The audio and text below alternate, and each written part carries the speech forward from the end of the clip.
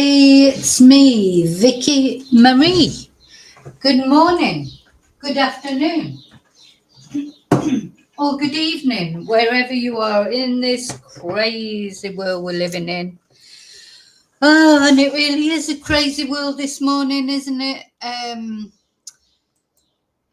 Really, I mean, it is every morning. There's always something crazy going on somewhere in the world. But now it looks like, last night when I went to bed, so yesterday was another disastrous day, technology-wise. So I was all set up for the Members Live. Members Live is on a Thursday evening. We're going to talk about Summer Wells and some developments in that case. And boom, StreamYard goes completely. You can't get on StreamYard. Nobody can get on it. Apparently, some problem with Google Cloud. Just couldn't even get on it to do anything with it anyway, or to set up a new stream or anything. So that was how I went to bed last night, and all I was thinking was, well, I hope StreamYard will be sorted out in the morning. So get up this morning and StreamYard sorted out. But but now it looks like we're, there's going to be World War III or something, because good old Benjamin Netanyahu, I cannot bear that man, what a man he is. The warmonger, they're all warmongers. I'm not sticking up for the other side either, but you just get tired of it all, don't you? Anyway, so yeah, they're all throwing their dummies out their pram, and then the rest of us, we've got to sit and think, oh, what's going to happen? And, of course, the people that will suffer, as always, are civilians, just normal people, just wanting to have a normal life, get up, have their coffee, go through their day, look after their kids, go to work, go to school, do whatever. They're the ones that will suffer. So that was what woke up to this. Well, it's what we all woke up to this morning, didn't we? And yeah, not very nice, is it? So I went out and I bought a couple of bottles of vino, because I thought, do you know what, if we're going to have World War III, because I had no vino, I thought if we're going to have World War III, well, I'll just make sure I can glug back a bottle of wine first. So that's my emergency wine, just in case World War III breaks out. You say you get 3-minute warning. Well, I might not be able to manage the whole bottle, but I will try my best. Anyway, so that was this morning. That's the worldwide news. So we've got, yesterday it was all about the plane crash. Wasn't it? That was all the news. Now it's like the plane crash being forgotten, and all they're talking about now are the military strike. I don't know why I watch the news, really. Well, I watch the news, because sometimes there are interesting things on it that I want to tell you guys about. But a lot of the time it really is doom and gloom, isn't it? It's like you just think, oh, and the problem is the things out of your control. Oh, look, Riley's coming, he wants cuddle. The things that are out of your control, so you can't do it. It's nothing I can do about this. Just hope, pray, etc. So we're not going to talk about that in this video. What we're going to talk about in this video is this mushroom murder trial. God, what would a morning be like without the talk about the mushroom murder trial? Now there's no, what's the word? All the evidence is finished now, hasn't it? Erin Patterson had a mammoth sort of few days on the stand, giving her evidence with the defence, then being cross-examined. Then the defence came back to just clarify some things, and now that's it. The case is rested now, if you like. No more evidence will be heard. Today, Friday, is a day for legal deliberations. So the jury were given a day off, and they'll be back on Monday to listen to closing arguments from the defence and from the prosecution. And then the judge will be giving them the instructions, and then he'll be sending them out to deliberate on the verdicts. So we may get a verdict next week, but what did the judge say? It's how long is this piece of string? So I don't know how long closing arguments will take. We just don't know, do we? So we've definitely got another week to go before we get this verdict, I think. So I thought what we'd do this morning is we'd just go over some of the main points, and then I found on this ABC News Australia that we've been following their coverage. They've put together a good timeline of everything and the people involved and the people that have given evidence. And we just have a little reminder because it's, we're just finishing the 7th week. So there's a lot to remember from the beginning, isn't there? We've probably forgotten more than we knew about it. It's like going back, it seems like a long, long time ago now, when I think it was Simon, wasn't it? Erin's ex-partner. Ex-husband or estranged husband. It was him who started off the evidence, I think. So, we're going to go back and have a look at everything. So, right, there's a few things I want to say first of all, like admin things. Of course, a normal thank you so much for watching. Thank you for caring about these victims and about, being interested in this case, because these victims deserve to have people interested in them. Do you know, that was terrible what happened to them. So they deserve their justice, don't they? And we're going to look at in a minute at who the victims were and get a bit of a recap on all the main sort of points of this case. So yeah, thank you for watching. Please subscribe if you're not already subscribed. Those are watching, liking the videos and sharing and subscribing. They're, of course, all free ways you can help my channel. If you enjoy the channel, special thanks to my members. And actually, I noticed as I just had a look at the chat when I came in, I think we have a new member. Thank you, Caddy B. Thank you so much. Unfortunately, we missed our members' live last night. But what I'm going to do is I'm going to put together a special video for the members to make up for it. Unfortunately, it was circumstances beyond my control, but and we'll make up for it next Thursday. But what I'm going to do is put together the video about Summer and put it out as a members video, and then so it'll be members first, and then later on tonight it will go public. Or whenever I put it out, be members for a while, and members first, and then it will go out to the public later. What else? Oh yes, so thank you to everyone who's bought me a Ko-fi, who's sent me a super sticker, PayPal me, sent me a nice email, left a nice comment. I do get some lovely comments, so I really appreciate that. Those sort of things mean a lot as well, because sometimes just like with everything, I do think, oh God, sometimes it can be a bit depressing covering true crime. And I think, where am I going with the channel? Or I get all this, we all have our moments, don't we? Or real life gets in the way.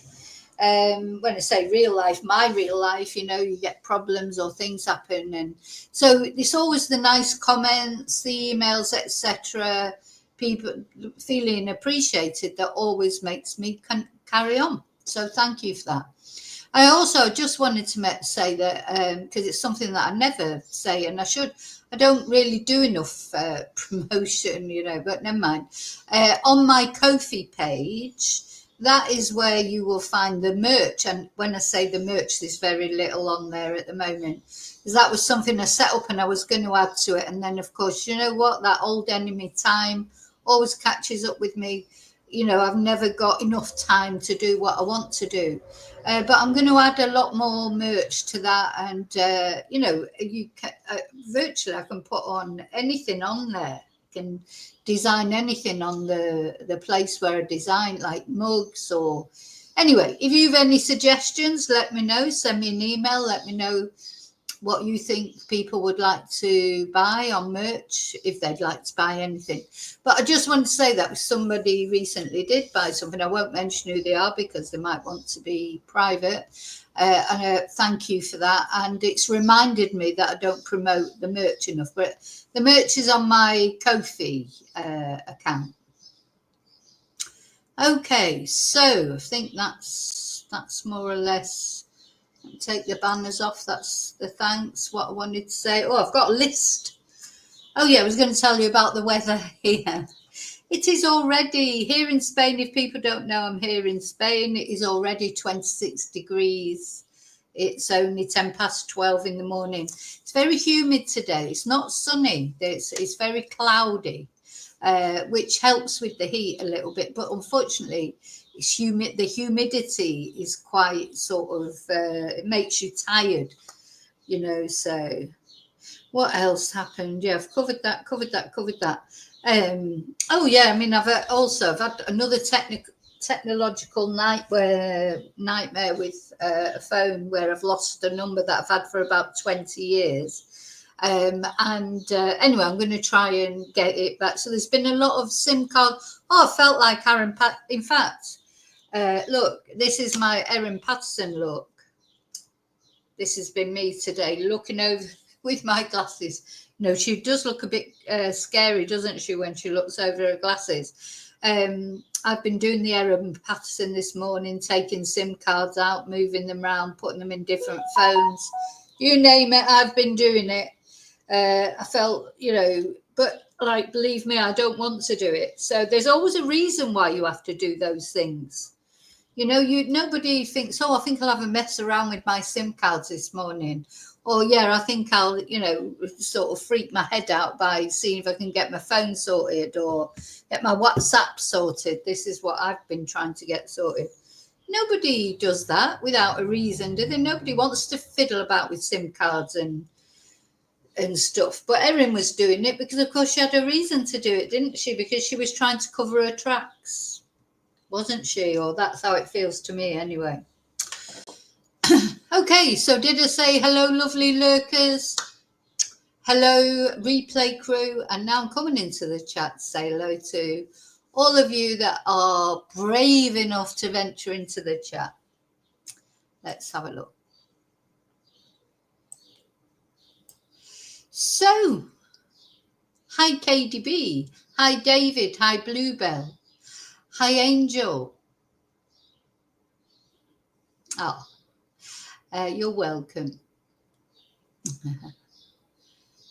Angel's not awake.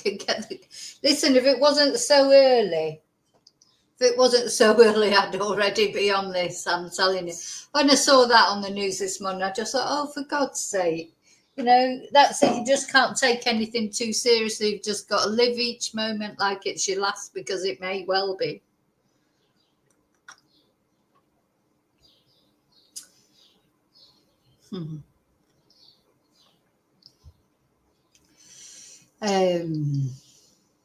Yeah. Everyone's sleepy. Get some coffee down here. Hi, Bluebell.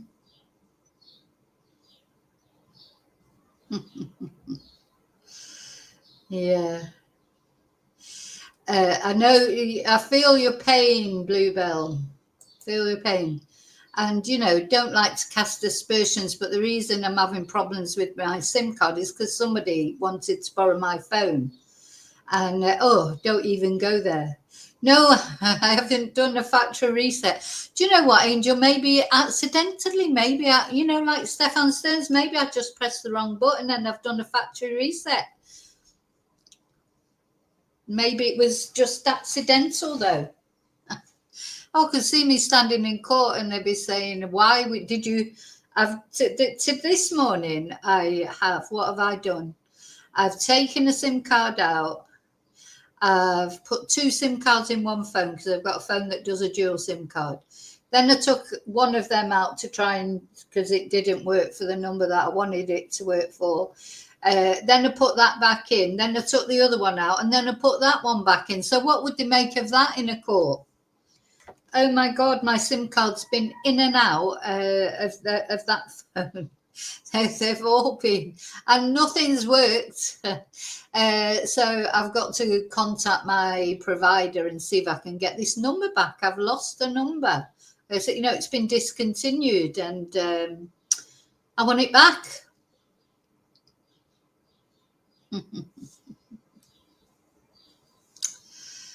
Oh dear. Yeah. Okay, so let's just look at this video first of all, which just sums up what's going to happen next. next. And this is an Instagram video from one of the news media people. And I think it's a good video because it just sort of succinctly puts what's going to happen now, because now that the evidence phase has finished, what happens now? So let's see. Evidence. What does it mean in terms of what's next for the mushroom murder trial? Well, today is actually a non-jury sitting day, so the jury gets a nice long weekend, and they'll be back in court at 10:30 on Monday morning. So the next thing that they'll be hearing in the courtroom is closing statements from both sides of the bar table. So both the prosecution and the defence will put their closing arguments to the jury. Then the next thing they'll hear is something called the judge's charge, which is when Justice Beale gives his final directions to the jury before they go out for deliberations. Now, we don't know exactly how long this is all going to take. It's at least going to be a couple of days, so that will take us well into next week. But we'll continue to keep you up to date on here, so be sure to give me a follow and always take a look at the 9 Now app as well. And of course, we will always have all the latest in our 9 News bulletins at 4 and Right, I'm going to play that one more time. So that's 9 News Instagram. That was an interesting, just a quick video, wasn't it? But it was an interesting insight into what's going to happen next. Have I followed her? I can't remember if I followed her or not. But yeah, so it might be worth, if you're an Instagram person, I don't go on Instagram very much. I have Instagram just to have. Now that Erin Patterson has finished giving evidence, what does it mean in terms of what's next for the mushroom murder trial? Well, today is actually a non-jury sitting day, so the jury gets a nice long weekend, and they'll be back in court at 10:30 on Monday morning. So the next thing that they'll be hearing in the courtroom is closing statements from both sides of the bar table. So both the prosecution and the defence will put their closing arguments to the jury. Then the next thing they'll hear is something called the judge's charge, which is when Justice Beale gives his final directions to the jury before they go out for deliberations. Now, we don't know exactly how long this is all going to take. It's at least going to be a couple of days, so that will take us well into next week. But we'll continue to keep you up to date on here, so be sure to give me a follow and always take a look at the 9 Now app as well. And of course, we will always have all the latest in our 9 News bulletins at 4 and 6 o'clock.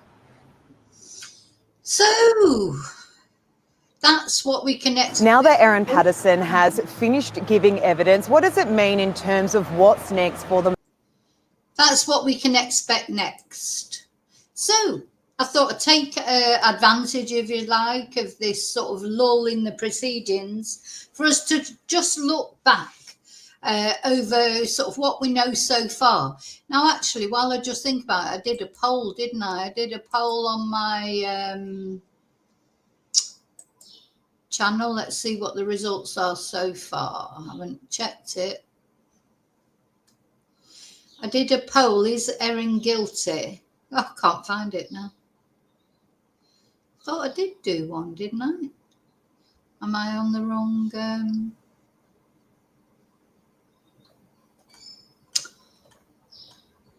Thought I did a poll. Maybe I didn't. Or maybe I did it on my other channel, which doesn't have as many subscribers, so it may not many people might have.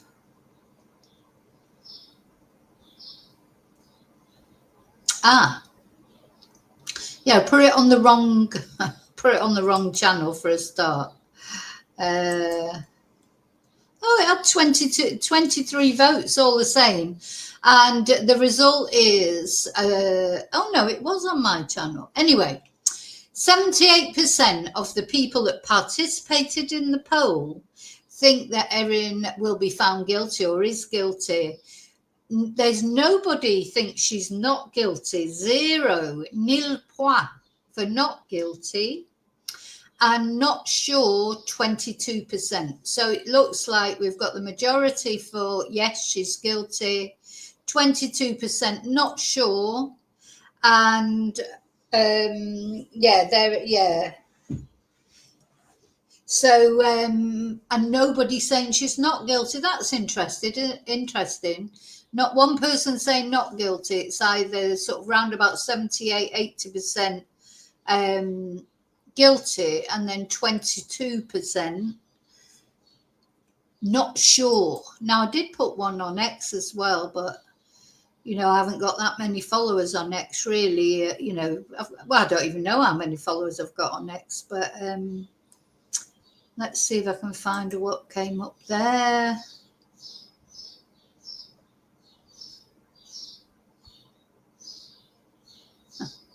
I think I did.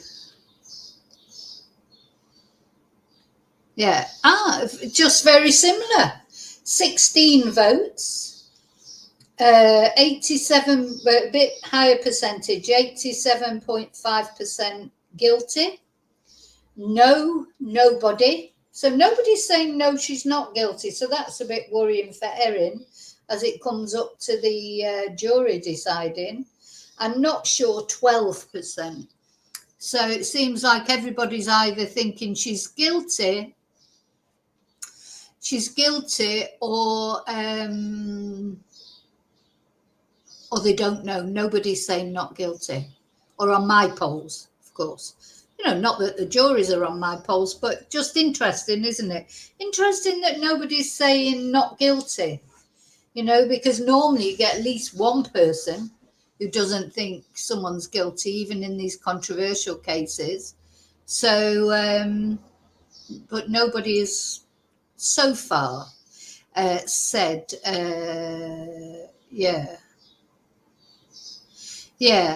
maybe not intentional. That is the thing to me, is it intentional or not? Well, apparently it doesn't make any difference. So, it's still murder, whether it was intentional or not, because it was premeditated. So we'll see. Oh, I wanted to show you, I've got a new picture. I was saying about Justice Beale. I wasn't happy that this is the judge in the case, but I couldn't find a picture of him with a wig on or even any judge's robes. So I've put one together. Bear in mind, he doesn't wear a wig. In fact, I don't think anyone wears a wig. It doesn't, even the barristers and that. It feels like they wear robes. We've seen that Colin Mandy does wear robes, and Nanette Rogers, the prosecution, the prosecutor. So, but I didn't have a picture of Justice Beale in any court type paraphernalia. So I've put one together, and maybe you won't be happy. I'm not trying to be facetious. I think judges should wear robes and wigs or whatever. At least, it's I believe in formality. Don't like this informal world that we live in now. I'm afraid I just don't like it. So I'm old school because I'm old. So I like people to dress nice. I like the formality of court situations. They're so serious and important, and the gravitas. It's the same with politics and things like that. Everything. Where's the gravitas? These are important things that talk about people's lives. You can't get more important than that. Politics, courtroom situations, etc. These are dealing with people's lives. So they should be serious. So I've put him a thing on, but I've put some mushrooms next to it. They're not death cap mushrooms. They were just mushrooms that came off my Canva accounts. But yeah, so whether he likes it or not, I've got him a nice little wig on there, and he looks nice.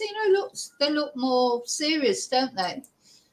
Don't look like he's going to a discotheque now. Hi, Admit. Yeah, that's a good idea, David. That's such a good idea. So when I'm covering like the final verdicts in trials, that's exactly what I should wear, isn't it? And have a gavel. That I should be. I like Judge Judy. I would have liked to have been a judge as well as a prosecutor. I like watching Judge Judy, so I pick up my tips. People learn everything from the internet these days, don't they? Why should you have to go to law school? But that's what I like on Judge Judy when she says, when someone tries to give their opinion or whatever, she goes, the only opinion that counts here is mine. When you've done 7 years in law school, then you can give your opinion. You know, she's just so good. But, you know, yeah, that's a good idea. It's a good idea. A wig or a gown or some sort of thing when verdicts are coming up. So, of course, we did, sorry, just digressing. We did get the verdict yesterday in the latest Fruit Loop, Laurie Vallow Daybell, however, she's been married 6 times, I think, that woman, however many surnames she's got, but basically she's just a twonkess of the highest order. I mean, you know, I didn't cover that because really, I mean, I touched on it occasionally because, of course, this was going on. But, you know, that also, that woman, sometimes I'm just tired of her. You know, I've watched a lot of her trials. You know, this is a woman, she's, you know, she was conspired to murder her own children, her ex-husband, her new husband's wife. You know, and there are other bodies that lie in her wake that I wouldn't be surprised she had something to do with. Another husband of hers died in mysterious circumstances, but no charges have ever been brought against that. And this, of course, this case was hopefully the last time we have to see this horrible woman, because she's been representing herself in the past 2 court cases, which is so offensive, I think, to the victims and the victims' families. Anyway, in this last one, the actual, you know, target of the hit, Brandon Boudreau or something like that, her niece Melanie's husband, he survived the attempt on his life. So she had to face him in, you know, and I think that's why she was ill at the beginning of the trial, because that's the first time she's actually had to face a victim, because they've all been dead otherwise. So she's just been facing their families, maybe. But she had to actually face a victim, and she did rubbish.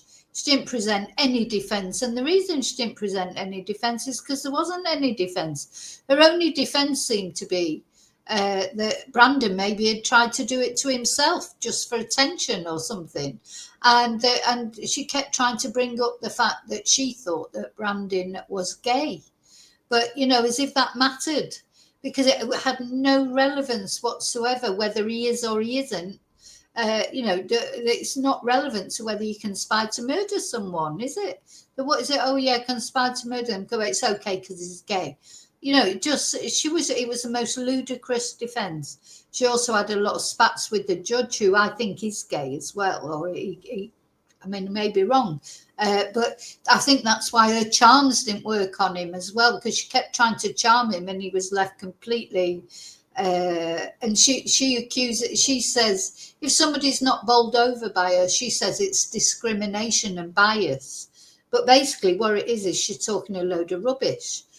So the judge was very good, I thought, in that case, and he was very fair to Laurie. I think he had a lot of patience with her, seeing how the objectionable way she behaved. Anyway, she's been found guilty. So she's now been found guilty of God knows how many crimes, hasn't she? So she'll probably appeal. I don't know what she'll do, but hopefully we have to see her again. We'll see her again when she gets sentenced. But after that, really, hopefully she goes in that sin bin. I think I'm going to call that bin thing the sin bin. When someone goes in the sin bin, hope I never mention their name again, and we never have to see them again. Because they've been convicted, they've been sentenced, and that's the end of them. Hopefully. Hi, Lily Pauly. So let's see. Where are we? Yeah, Katie, exactly. Exactly. This is what Judge Judy says all the time. And I think about that in life as well. You know, when people, I think they're telling me a lie. And it's true. If it doesn't make sense, it isn't true. And she's normally spot on, isn't she? You know, I know that the program will be edited to make it look like she's always right. But I think she probably nearly almost is right. I mean, think about Judge Judy, whatever you think of her or not, she's done 40 years of it, hasn't she? 40 years of family courts, and she'll have a good instinct. You know, whatever people say, you get an instinct when you do a job for that long, whether it be a policeman even, or, you know, I think even in my Spanish teaching, soon as someone starts Spanish classes, I know if they're going to learn it or not. Now, I always say everybody can learn Spanish. Some people find it easier than others. Some people have to put a lot of work into it. Some people don't have to put much work in it because they've got a gift for languages. But within the first class, probably, but certainly the first couple of classes, I know if somebody's going to learn any Spanish or not. Because I've been teaching Spanish for 20 years, over 20 years, so I've got an instinct about students. Judge Judy, she gets an instinct about whether people are telling her the truth. Now, it has to be backed up by evidence.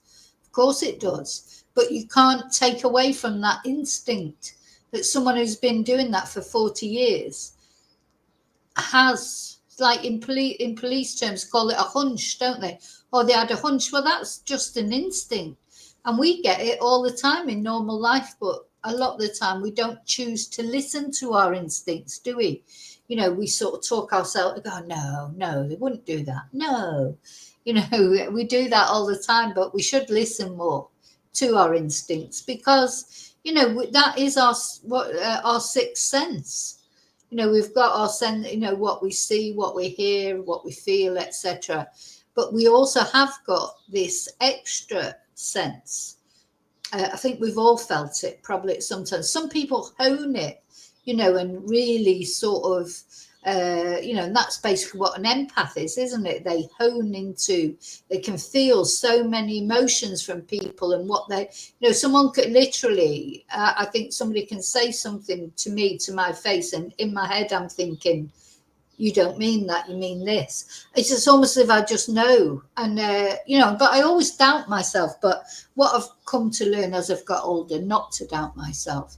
But it can get overwhelming, that, because you get overwhelmed by all these senses that are coming off people. And it's all right if they're positive things, but if they're negative, it actually is overwhelming. That's why empaths like to spend a lot of time on their own, don't they? Because other people's energies, if they're negative energies, they just zap you, don't they? So I was waffling there. You know, I like a bit of waffle. Like a bit of waffle.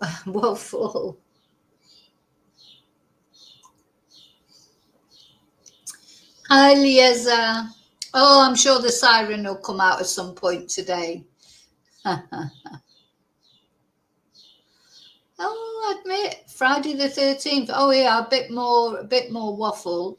So Friday the 13th for me is actually supposedly a lucky day because number one son was born on the 13th, on a Friday the 13th. And I was given a choice.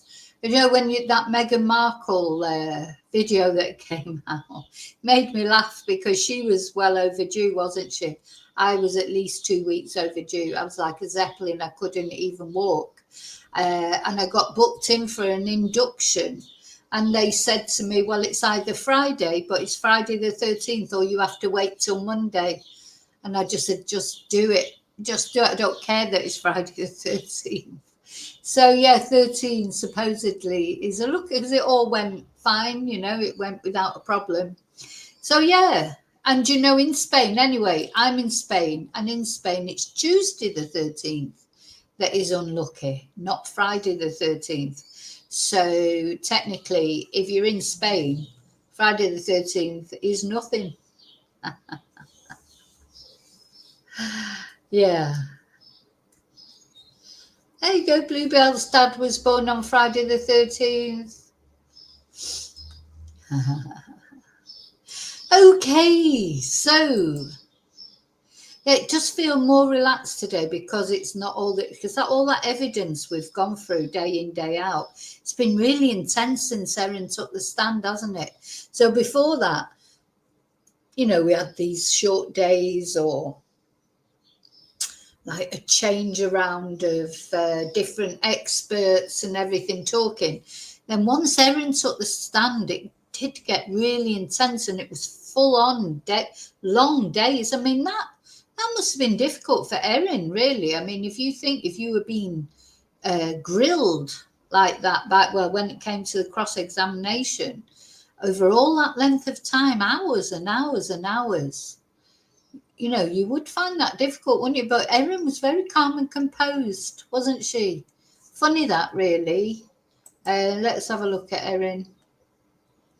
Yeah, very calm and composed. In fact, she was even leery, wasn't she? Leery with the prosecutor when she was cross-examining her. She was almost cross-examining the prosecutor, wasn't she? Nanette Rogers. She was sort of like challenging her, So I think Erin took it all in a stride, to be honest. And that says something about her as far as I'm concerned. I think Erin is a very cold, calculating character. She's very sinister.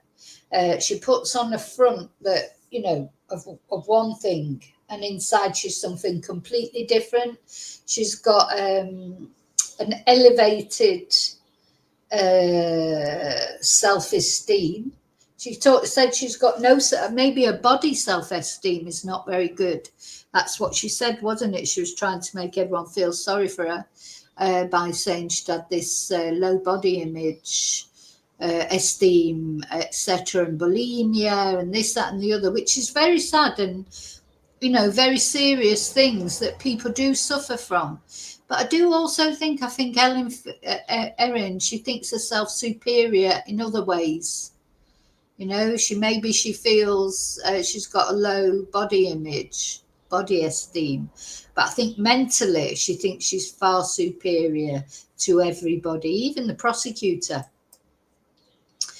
She's a bit like Laurie Daybell. I can see echoes of Laurie Daybell in her.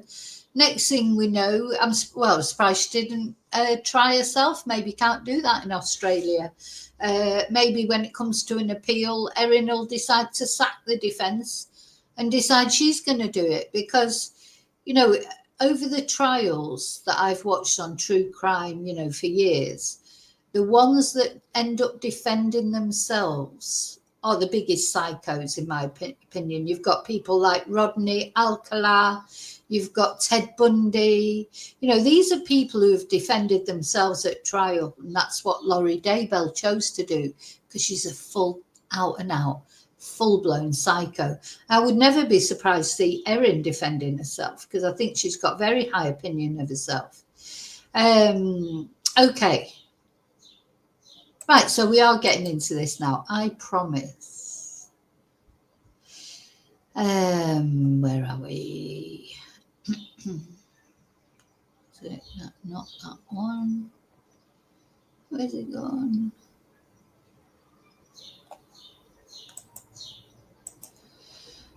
So we're going to look at the timeline of alleged events, and we're going to look at the key people that have been involved in this trial.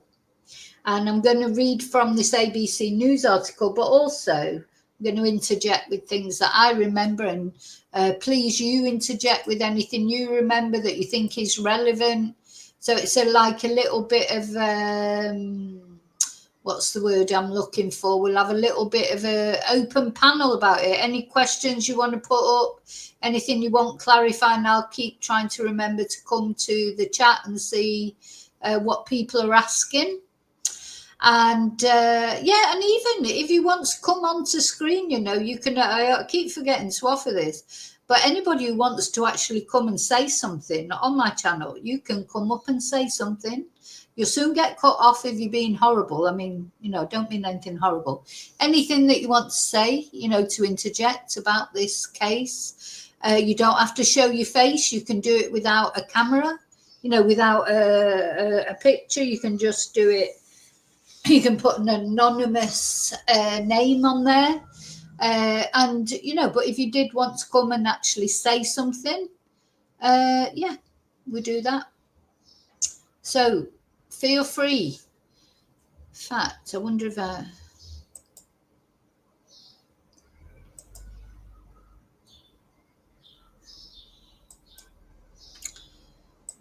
Okay. So if you do want to, there's a link there. Hi, Excel. You're welcome to come up and say something, as long as it's respectful, of course, as always. So let's see what they've got to say. So Erin Patterson is accused of intentionally poisoning 4 people during a lunch at her home in 2023. So that's the first thing we have to remember. This was 2 years ago. It's almost to the day, isn't it? Or almost, because that wasn't it July, end of July. So yeah, just short of 2 years ago this happened. This was Erin when she was caught out by reporters and she decided to give an interview, pretend to cry. It just wasn't a good idea. She shouldn't have done that, to be honest. And perhaps she should have been protected from that because, people would judge her on that. You just can't help it. So, Miss Patterson's parents-in-law, Donald and Gail Patterson, along with relatives Ian and Heather Wilkinson, became violently ill due to a meal consisting of beef Wellington that contained deaf cat mushrooms. And Don and Gail and Heather died while Ian survived. So let's just remind ourselves, I think you all probably know by now,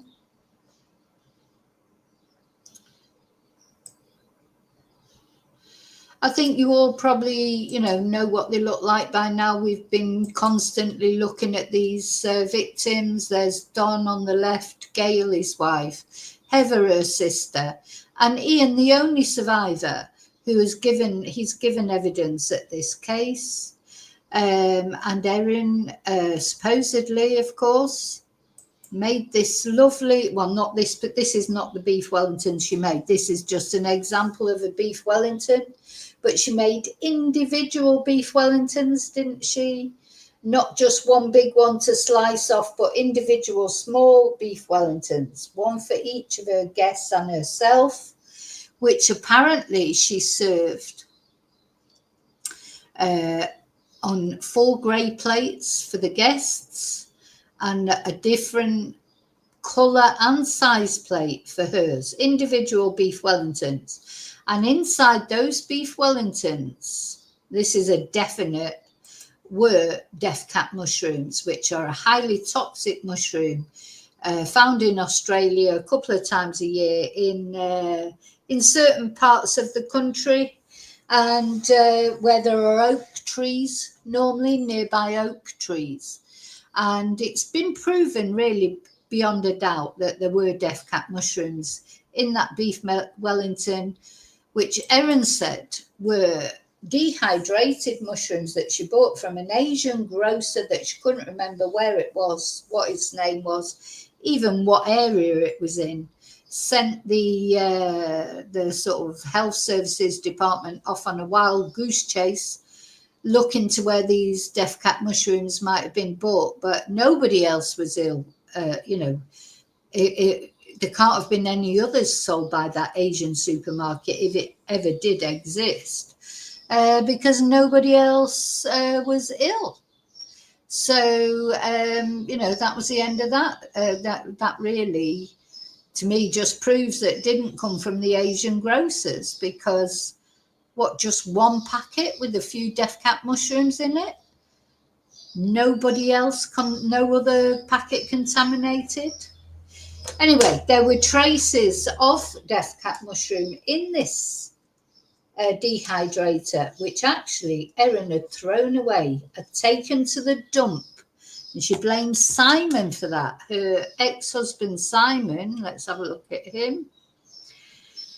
Sorry, ex-husband. He's not her ex-husband. They're estranged. She keeps saying that. It's not my ex-husband. It's not my ex-husband. I feel like with Erin and Simon, she doesn't want him, but she doesn't want to be divorced from him. She's very much at pains to keep repeating he is still her husband. She blamed him for that, because she said that Simon said to her, after the lunch guests got ill, she said that Simon said to her, "Oh, is that dehydrator what you used to kill my parents?" And she said, because he said that, that's why she went and dumped the dehydrator, because it put her into a panic and she got scared. I mean, it's just ludicrous what she's saying. In fact, that needs a siren. Oh, I meant to get a bigger siren. I'll save it for next week. Yeah, meant to get a bigger one, but it's just been chaos as usual. You know, there's always some chaos going on. What with the StreamYard and the SIM cards.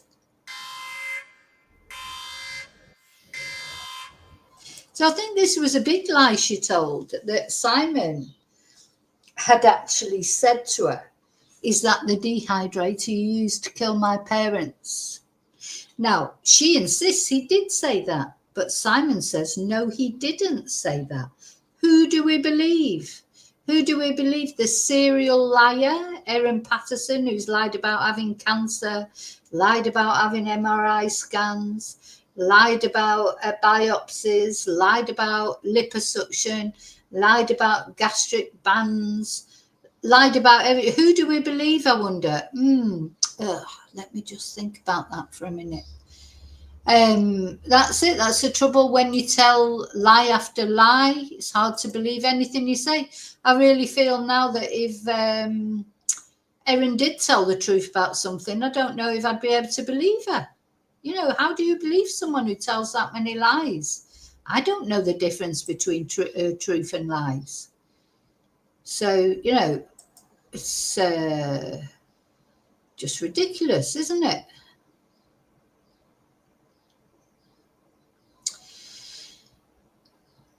So, juries. Sorry, Kade is asking a question there. Oh, I've lost it. So I think I can't see it now, but no, juries are not supposed to research anything, only what they're told in the courtroom. They're not supposed to Google anything about the case. They're not supposed to discuss it with anyone except the other jury members. Now, I'm not saying that they haven't done that, but they're instructed not to do it. And if it's found out that she has done that, the jury have done that, they will be removed as jury members, and one of the other jury members will be used. They've already removed one jury member, haven't they, that the judge got wind that they'd been discussing the case with family and friends. Don't know how, but one jury member has been removed already. So she has maintained her innocence since her arrest in November 2023, with her defence making the case that the poisonings were a tragedy and a terrible accident.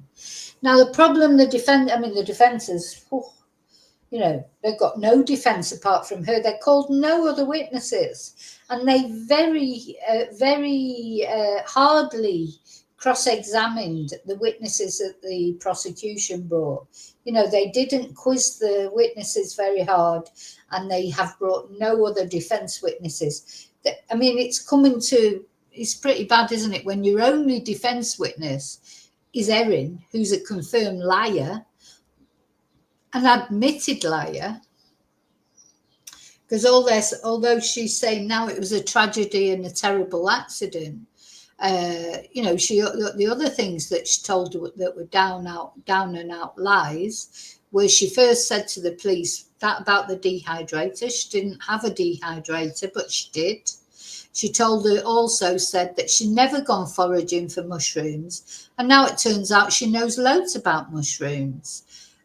So, you know, that was two big lies she told the police. Then all the things about the phones. There's been things that she's said that her own children have refuted. I mean, good God, we could go through a massive list, couldn't we, of all the untruths that Erin Patterson has told. So she said the morning after the lunch, right, let me get get ready for a big siren thing now, because I'm going to just outline as many of the lies that I can think of, but there'll be more. There's always more. That's a famous line from The Walking Dead. Oh, I'm full of these quotes from The Walking Dead. So let me think. To look back to the first lie would be difficult because she told so many. So she said, let's see. She said that when she got up the morning after the lunch, she was drinking ginger tea because she had a bad tummy. Her son said she was drinking coffee. She says he's mistaken. Erin said that when she took her son to his flying lesson the following day, that she decided to take him to anyway, even though supposedly she had an upset tummy, that she said that she had to stop the car and go for a poo basically behind a tree because she couldn't, because of her upset tummy. Her son said, oh God, this is like Family Fortunes, isn't it? Her son said, no, she didn't. She didn't stop to go to the toilet once on that journey.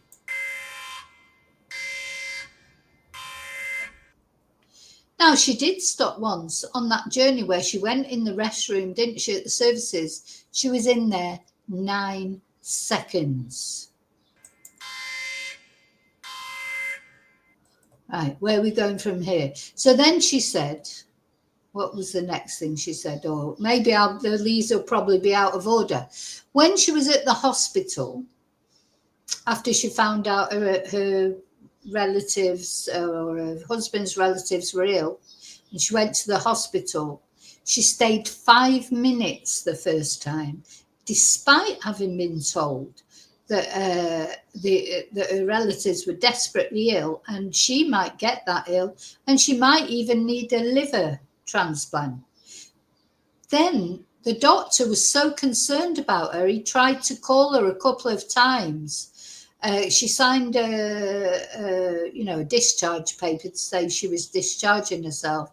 And the doctor was so worried about her, he tried to contact her. She never got back to him, but she says she did. So the doctor said, no, she never got back to him.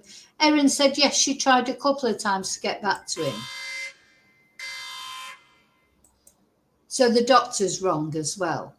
What was the other thing? So then she told, God, you lose track. So she'd already told her mother-in-law, Gail, a couple of weeks before, that she was going for a biopsy on a lump on her arm. But she's saying, she told Gail that was a lie. She said she had to have an MRI to Gail and made Gail worry about her. It was a lie.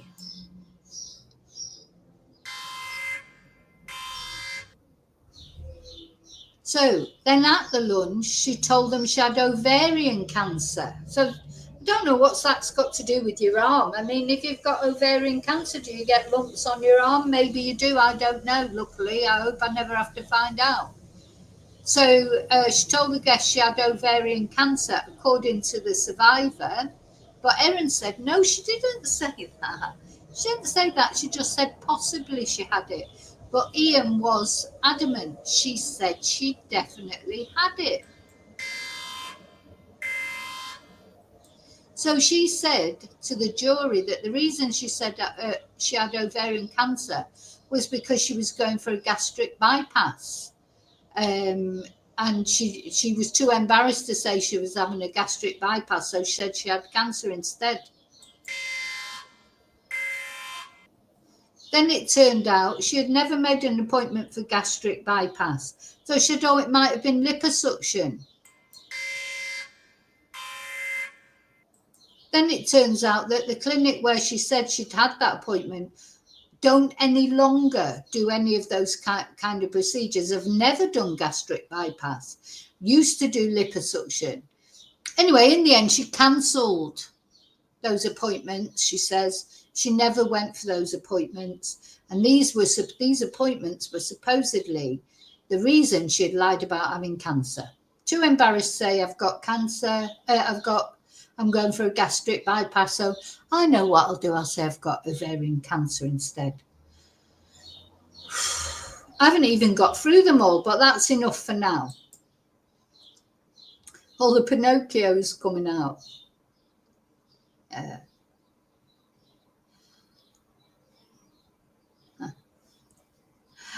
Oh dear. So, it's the lies. I mean, this isn't going to look good, is it? To the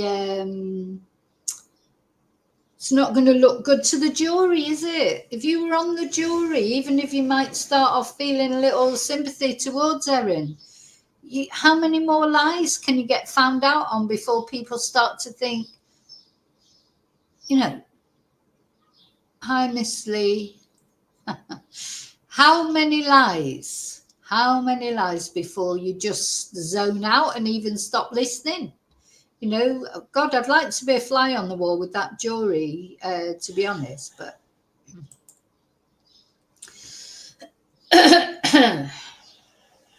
oh, you just reminded me, Bluebell, of another lie. So she says Erin had told all her friends she was an atheist, but she's told the court she's a Christian, hasn't she? So there's another one. What is she? You can't be an atheist and a Christian, can you? Oh, and let's not forget that she told her Facebook friends about putting all those mushrooms in her children's chocolate brownies. What was that about? The only reason she put those dried mushrooms in her children's chocolate brownies was to see if she could successfully, powder them into oblivion and make it so that they couldn't taste them. She experimented with her own children, and I still think, although, she might love her children and she didn't want to kill them on that day because she said, oh, that's right, she sent them away. Her daughter said, oh, here we go again. Her daughter said that her mum had said to her, look, we're having, I'm having people over to lunch. I want to talk about some adult things. So you're going to the cinema. Erin says, oh no, her daughter wanted to go to the cinema. She didn't want to stay for the lunch. So again, who's lying? Who's lying? So what? Erin stopped short of saying anyone's lying. She says, oh, they must be mistaken. Or that's not my memory of it. Or, because as we saw, she's practically got senile dementia. She forgets so much. But I'll never forget that yesterday when Nanette Rogers got the day wrong. I wonder if she did that on purpose. That's a good ploy, isn't it? If I ever become a prosecution barrister, I must remember that. Say something wrong on purpose, because don't forget this, Erin as a defendant, her main defence is she can't remember anything, or they must have been mistaken. So then Nanette Rogers mentioned a specific day and Erin was right in there. No, I don't mean to be argumentative, but I think that was actually a Friday. How did you remember that? How did you remember a date over 2 years ago? What day it was? She was straight in there like a ballistic missile. Aimed straight, to try and make the prosecutor look stupid because she's got the day wrong. And she had got the day wrong. Makes you wonder if the prosecutor did that on purpose, because, as I say, Erin, she remembered that, okay. She's got selective memory, Erin, hasn't she? Yeah. Very strange person, isn't she? Okay, let's go back to this. So there's so much to go over, isn't it? So this is the timeline that the prosecutors allege. So here's some of the, I nearly said characters, but I mean, these are real people. This is so bizarre, this case. It does feel like something off a true crime series or something, doesn't it? Doesn't feel like it could be real. So we've got Erin. Erin is accused of killing 3 people. She has maintained her innocence. She is a university graduate and a qualified air traffic controller. Oh God, I'd completely forgotten about that. So she was an air traffic controller. Oh my God. Oh my God. So she's got to be reasonably clever. She's got to have a reasonably good memory. So, a university graduate and a qualified air traffic controller, she met her husband, Simon, when they both worked at Monash City Council. She remains married to Simon, with whom she shares 2 children. Now, that's something that people are a bit thingy about Simon about. Why has he not divorced her? You know, you don't know what money's involved here, do you? There's a lot of money in this case as well. So, you know, to me, this case is all about jealousy, spite, and money. You know, these are things, there's a combination of all of it, isn't it?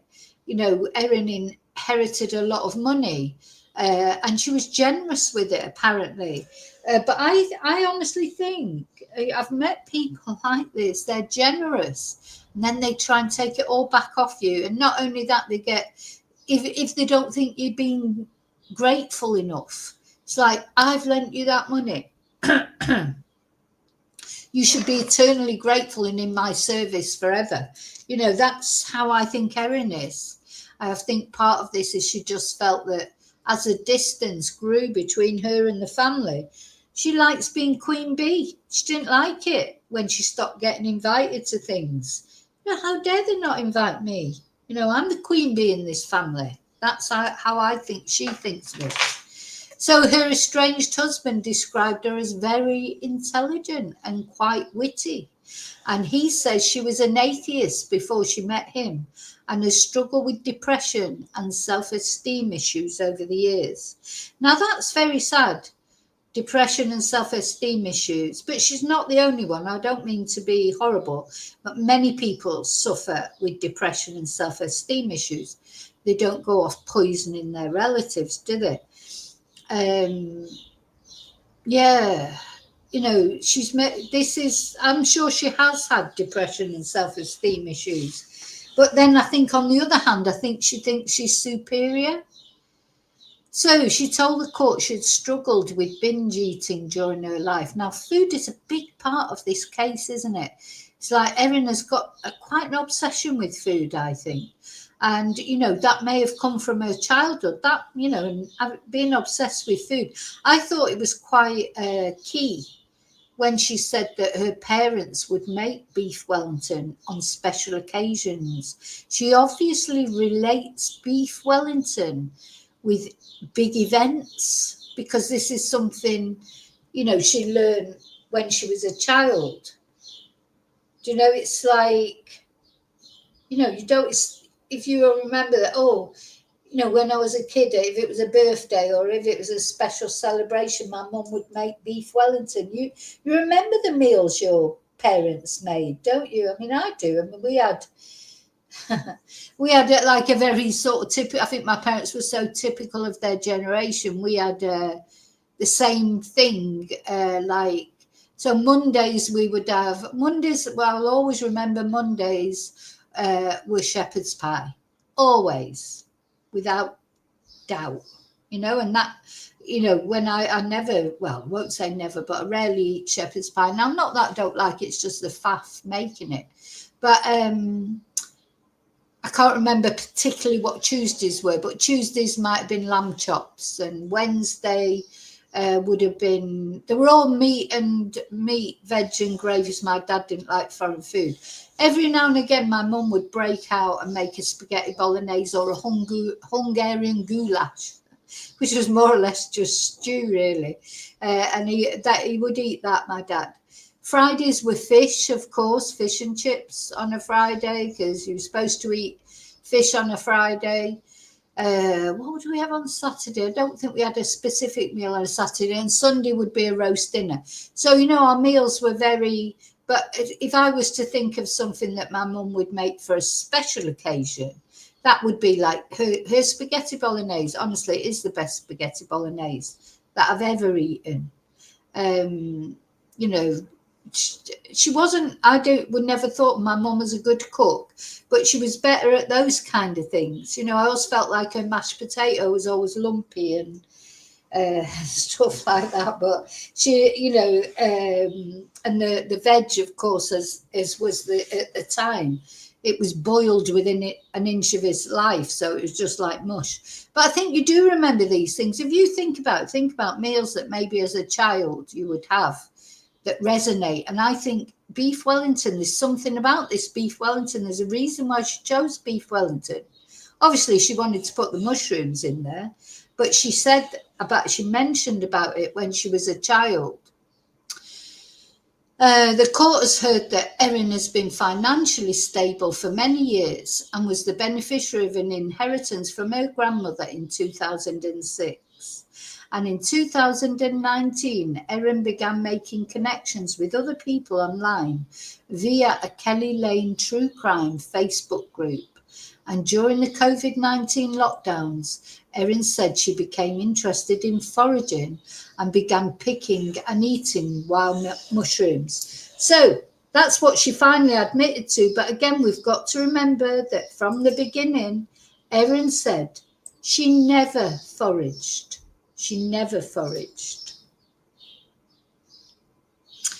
Mate, we're all getting hungry now. Yeah, I'm getting hungry as well. I could have spaghetti bolognese, actually. I've got stuffing for spaghetti bolognese. So, yeah. So remember this foraging lie as well. So suddenly now Erin is saying that she's done a lot of foraging, though her children don't remember. Her children and Simon say they don't ever remember Erin foraging. But she's saying now, yes, she did forage. Even though in the beginning she said she never did. Now she does. So we've got to believe what she's saying now, not what she said before. God, unbelievable. Battered sausage. Battered sausage, AA. Yeah, yeah.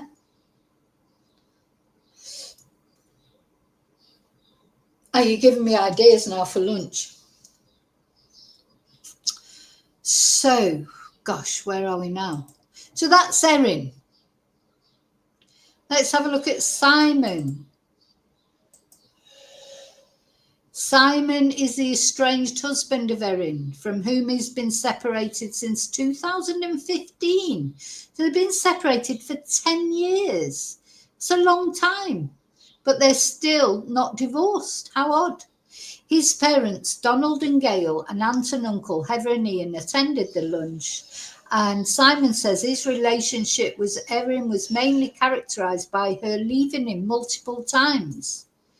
And he told the court that Erin said the way they related to each other was toxic and their relationship deteriorated in late 2022 over disagreements regarding child support payments. And don't forget, Simon put on that tax form that he was separated, and Erin didn't like that, did she?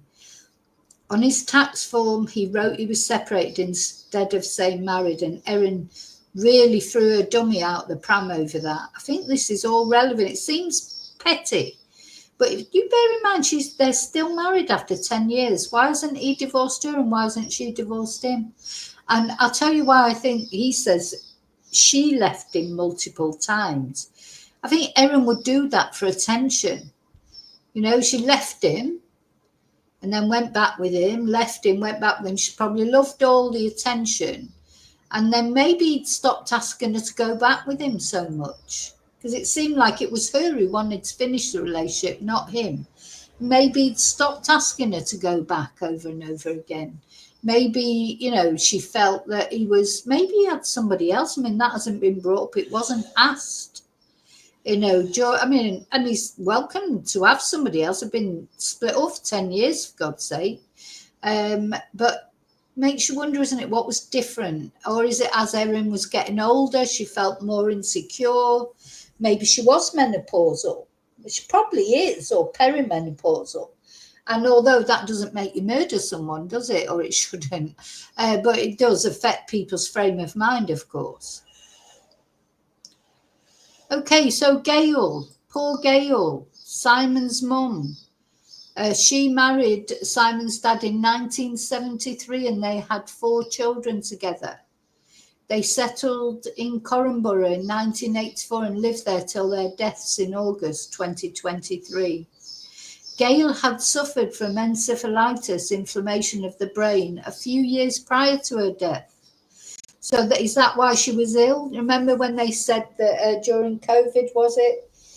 That they started doing the church services online, and Gail and Don were doing it, and then Gail got ill and Erin stepped in to help. So it looks like she did have a genuine illness, not something that Erin had done to her, but, you know, she'd been struggling with issues around her recovery. That poor woman. Do you know, honestly, I feel like crying for this woman. So she's gone through all that. Well, she's lived her life.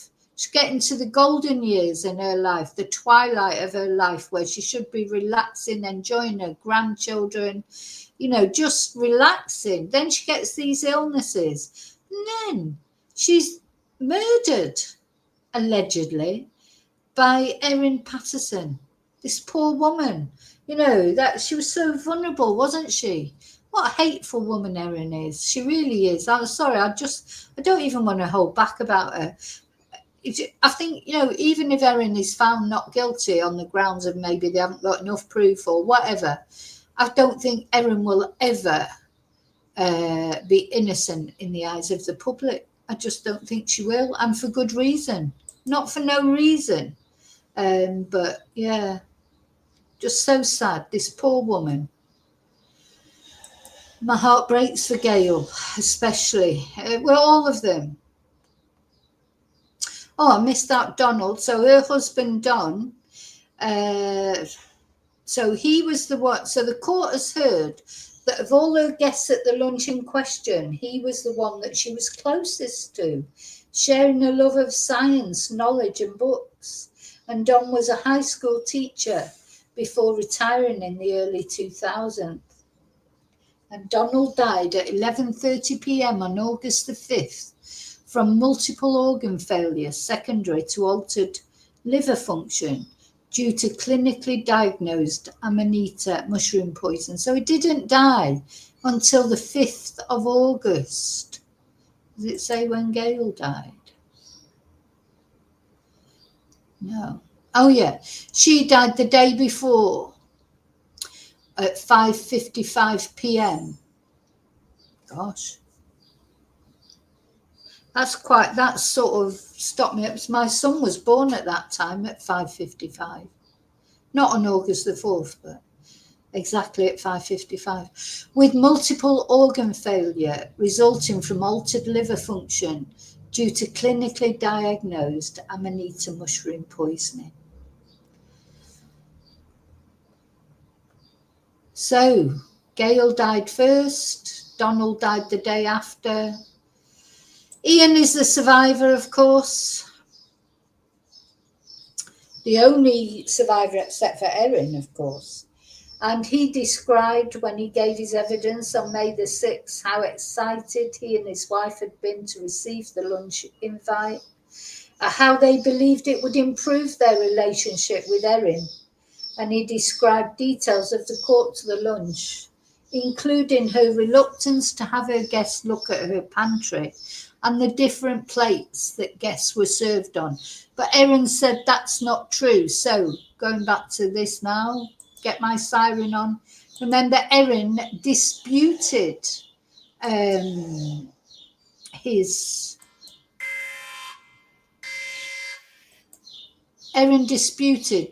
Ian's testimony completely. And the court heard that Ian cannot remember several of the weeks following his admission to hospital after the lunch. The last thing Ian remembers was being given that charcoal, like it was, and then I think he was put in an induced coma. Then he had to have a transplant. So there were a few weeks that he doesn't remember. But he remembers the lunch and he remembers right up to going into hospital and being given this charcoal mixture And then he remembers now. And this is his wife. So she was the younger sister of Gail. She was married to Ian. They had 4 children. She helped out at local school as a teacher's aide. And during the trial, Simon revealed that after guests began to fall ill, Heather had asked him about the crockery he used at the lunch. So Heather had noticed this crockery as well. She looked a little puzzled and she said, I noticed Erin served her food on a coloured plate, which was different to the rest. Heather was the first of the lunch guests to die, passing away at 2:50 a.m. on August the 4th from altered liver function and multiple organ failure with a clinical diagnosis of Amanita mushroom poisoning. How awful. You know, they all took quite a few days to die, didn't they? So then the Patterson children, who can't be named and we can't see photos of them because obviously they're underage, they gave their testimony during the trial via pre-recorded police interviews conducted in the weeks after the lunch. They both said they ate leftovers from the lunch. The parenting of both children has been raised several times during the trial, with tensions rising between Simon and Erin due to issues like child support and schools. And that was another thing the prosecution brought up, that even though, you know, her guests were already ill, she still fed her children leftovers, supposedly from that lunch. Even though she said she'd scraped the mushroom off them. So their son said, I know Dad does a lot of things to try and hurt Mum, such as messing around with the school, their son said. Both children said their mother reported feeling sick after the lunch, but still ran errands and spent time playing with them in the days afterwards. The evidence. The dehydrator. Well, we know about the dehydrator. There was residue of death cap mushroom in it, and it was dumped by Erin. The messages. Text message communication between Erin and her estranged husband has been tendered as evidence. Mr. Patterson was asked to read many of these messages aloud to the court, including an exchange where he declined that invitation to the lunch. He said, sorry, I feel too uncomfortable about coming to the lunch with you, Mum, Dad, Heather and Ian tomorrow, but I'm happy to talk about your health, because she told them that's why she wanted them all to be there, and implications of that at another time. If you'd like to discuss on the phone, just let me know. Feels like Simon had decided he didn't want any more lunches with Erin, because there are times when he was ill before where it's thought, you know, remember that initially Erin was accused of attempted murder against Simon, but that was dropped. So listen to Erin's response. That's really disappointing. I've spent many hours this week preparing lunch for tomorrow, which has been exhausting in light of the issues I'm facing. Don't forget, she wasn't facing any. And spent a small fortune on beef eye fillet, as if that's anybody else's fault except hers, to make beef Wellingtons because I wanted it to be a special meal, as I may not be able to host a lunch like this again for some time. Talk about emotional blackmail. So it's like, you've got to come to this lunch because I'm dying of cancer, which of course she wasn't. It's important to me that you're all there tomorrow. Yeah. And that I can have the conversations that I need to have. Yeah. I hope you'll change your mind. Your parents and Heather and Ian are coming at 12:30. I hope to see you there. That's like a threat, isn't it? So don't forget, she was right up to the day, I think she was hoping that he would turn up. So in her testimony, she said she wanted him to attend the lunch and conceded that her message referred to her as having medical issues. So there's another lie right there. Another lie right there. Yeah, because it's been exhausting in light of the issues I'm facing. She wasn't facing any issues. There were no issues. She never stops with the lies, does she? She just never stops. It's actually exhausting having to keep put that siren on because she lies about everything.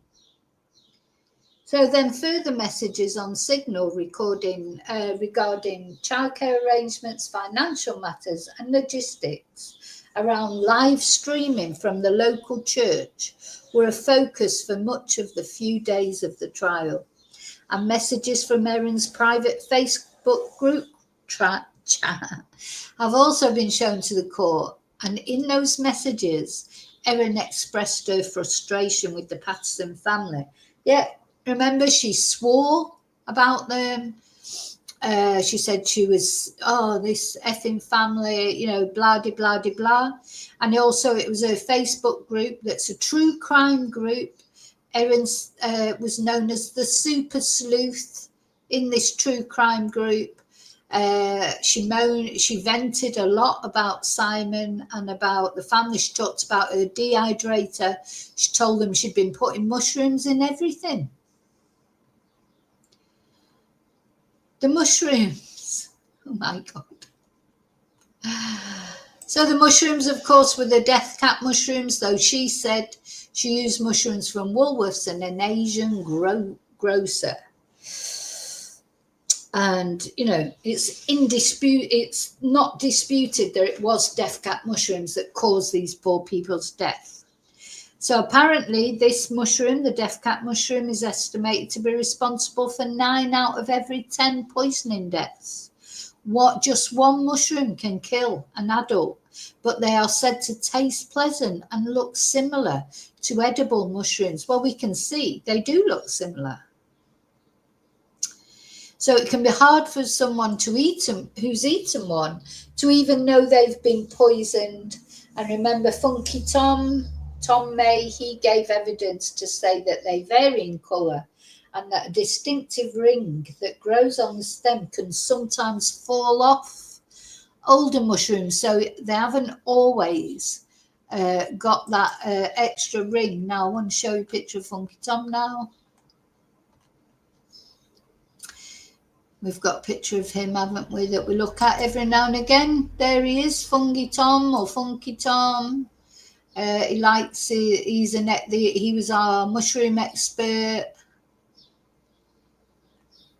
So, where are we?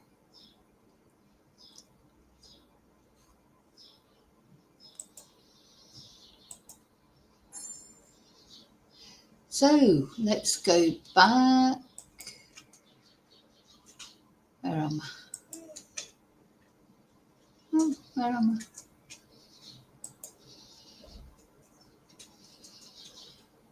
Seem to have lost.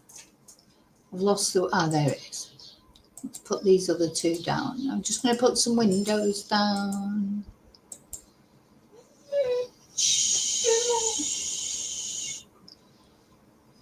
Okay.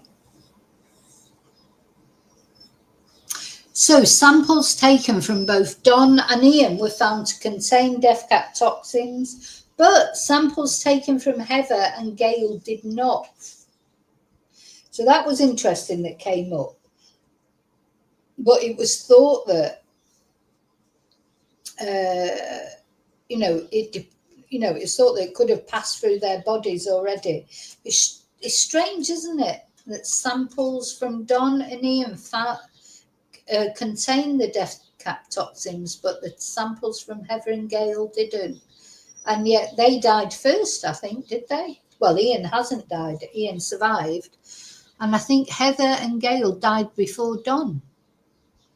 Anyway, samples taken from Erin Patterson and her 2 children also showed no evidence of the presence of death cap toxins.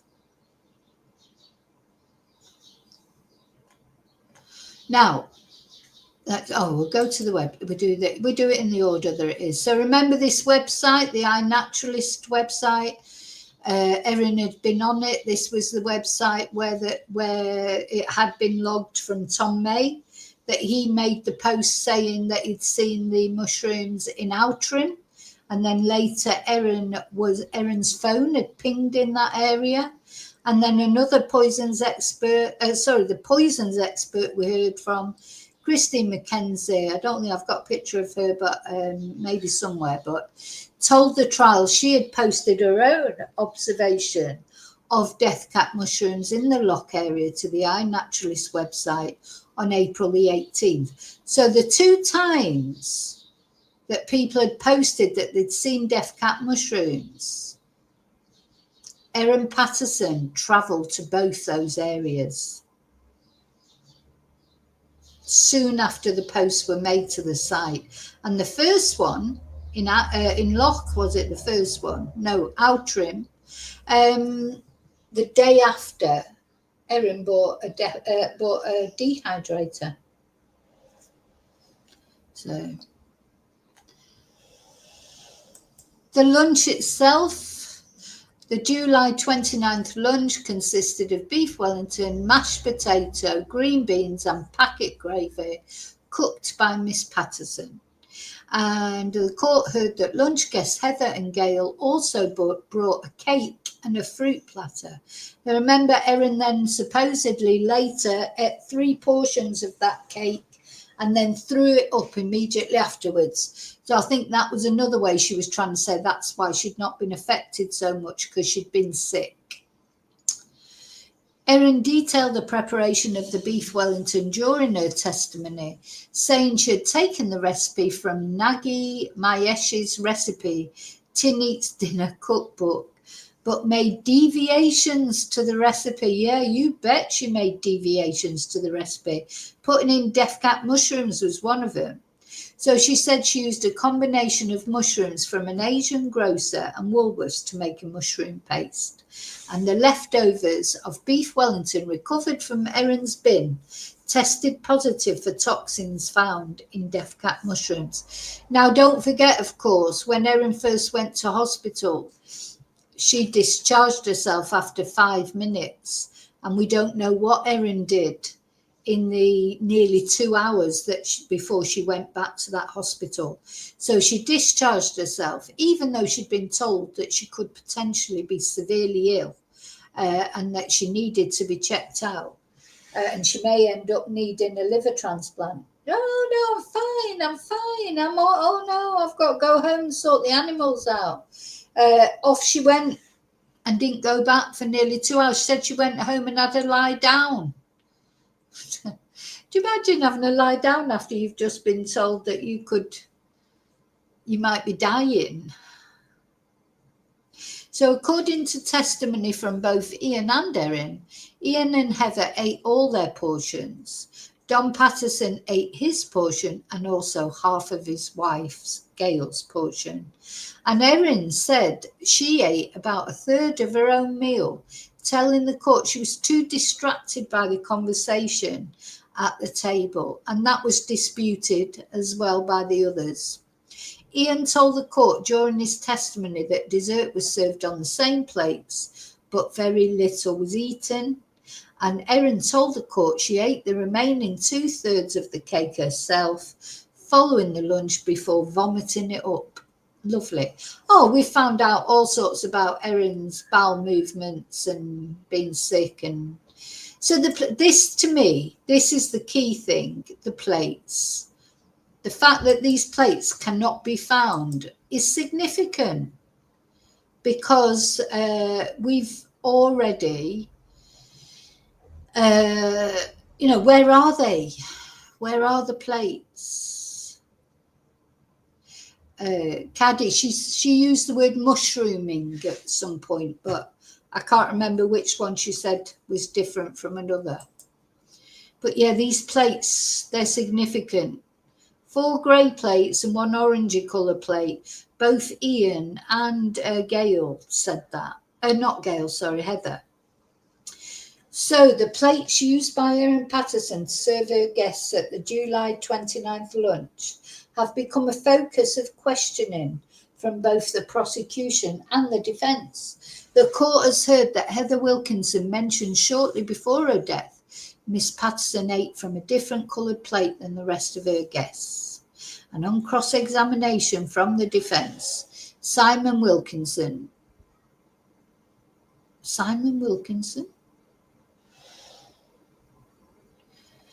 Who's Simon Wilkinson? Do they mean Ian? Anyway, that Erin did not own much crockery, which may have explained the discrepancy. Oh, I think that's supposed to be Simon Patterson. And Ian Wilkinson said in his testimony that lunch was served on 4 great plates and 1 orange tan plate. But Erin disputed this in her testimony, telling the court she did not own any grey plates and only owned a couple of black plates, a couple of white plates, and one that was red on top and black underneath. Then the last one of these, the computer, remember hard drives were analysed, and they heard that a visit was made to the iNaturalist website, the website we were talking about earlier, and the title of one of the visited pages includes the words "Death Cat from Melbourne, Vic, Australia on May the 18th. And another search conducted on May 28th was for the Corranborough pub, a venue not far from Erin's home. During the police search, a tablet was also seized, and pictures from a tablet were shown to the court, showing yellowy dried mushrooms in a food dehydrator on the kitchen bench. An image metadata showed the pictures appeared to have been taken on May the 4th, 2023, about 3 months before the fatal lunch. So they've got a timeline there. I don't know if I'm going to read out this whole timeline. Let's see how long it is.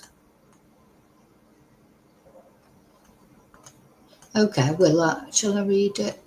No, it's too long. It's too long. Everything's too long. So here are the 5 major locations. So this is where Erin lives in Leongatha. Outram is where the first death cap mushrooms were reported. Lock is the other place that the death cap mushrooms were reported on the iNaturalist site. Erin's phone was shown that she was in both those areas. And either Corranborough or I think it's the Corranborough, that's where her other house is. I'm not sure about the significance of Coomber. Is that where she said she got the mushrooms from? Let's see. Yeah, no, actually, I'll read the timeline and then I'm going to finish it for today. Just wanted to give you, a reminder as we come to hopefully the final week of this trial. I just wanted to give you a reminder. So this is a timeline of events in 2023, before and after the lunch, as set out by the prosecution. So February the 12th to the 15th, Erin allegedly starts using 2 mobile phones, known as Phone A and Phone B, using a SIM card with, and then it gives you the number. March the 24th, Erin is told she has tested negative for cervical cancer after a self-administered screening test. So on March the 24th, she knew 100%, she did not have cervical cancer. She was tested for it. So it's not even that she might think maybe she had it. She knew she didn't have it. She knew 100% she didn't have it because she'd been tested for it. Then on April the 18th, a user on iNaturalist, a website for tracking plants and fungi, finds death cap mushrooms in the lock area and posts about them online before removing as many as she can. Oh, so it was the woman that saw them first. On April the 28th, the prosecution says that Erin's mobile phone data suggests she travels to Lock before the... Funny that, isn't it? So as soon as this person posts that they've seen death cap mushrooms, she's there. 2.5 hours later, she allegedly purchases on the same day, not even the next day. She buys a Sunbeam Food Lab electronic dehydrator. From March to May, she allegedly starts posting about dehydrating mushrooms in a true crime Facebook group, detailing how she put powdered mushrooms into different foods. May the 21st, another iNaturalist user posts a photo and the exact location of death cap mushrooms growing in Outram. And then on May the 22nd, Erin's mobile phone data suggests she travelled to both Lock and Outram. June the 28th, Erin allegedly tells Donald and Gail she has an appointment with the St. Vincent's Hospital on this date and tells Gail the next day a biopsy was taken of a lump in her elbow. This was a complete lie, wasn't it? I've got to do the siren for that. Because